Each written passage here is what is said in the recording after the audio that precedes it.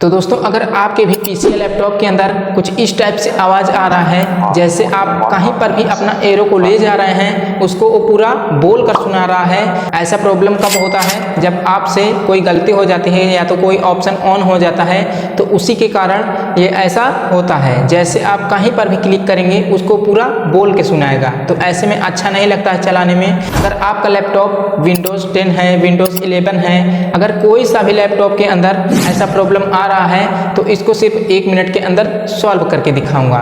Channel पर पहली बार है तो चैनल को सब्सक्राइब कर लेना, मैं आप लोगों के लिए ऐसे ही वीडियो लाता रहूंगा। तो चलिए आज की इस वीडियो को करते हैं शुरू। वीडियो पसंद आए तो वीडियो को एक लाइक जरूर कर देना।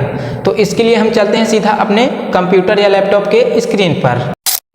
तो दोस्तों इसके लिए हम आ गए हैं अपने लैपटॉप के स्क्रीन पर। अब यहाँ पर विंडोज़ पर क्लिक करेंगे। क्लिक करने के बाद अब हमारा सारा काम यहीं से स्टार्ट होगा।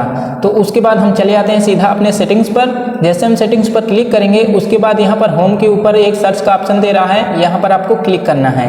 जैसे आप यहाँ पर क्लिक करेंगे उसके बाद यहाँ पर सर्च करना है नरेटर, NARR। जैसे आप यहाँ पर NARR लिखेंगे फिर उसके बाद पहला ऑप्शन आ जाएगा, यहाँ पर आपको क्लिक कर देना है। जैसे आप यहाँ पर क्लिक करेंगे फिर उसके बाद यहाँ पर बहुत तरह तरह का इंटरफेस देखने को मिलेगा। अब हम यहाँ से कर देते हैं, थोड़ा सा नीचे करेंगे।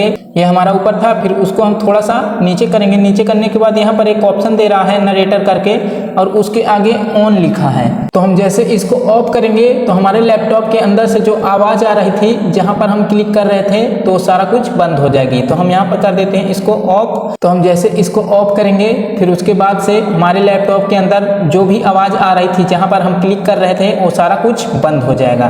तो दोस्तों वीडियो कैसा लगा? अगर वीडियो अच्छा लगा हो तो वीडियो को कर देना लाइक, चैनल को भी कर लेना सब्सक्राइब। तो चलिए मिलते हैं तब तक के लिए अगले वीडियो में।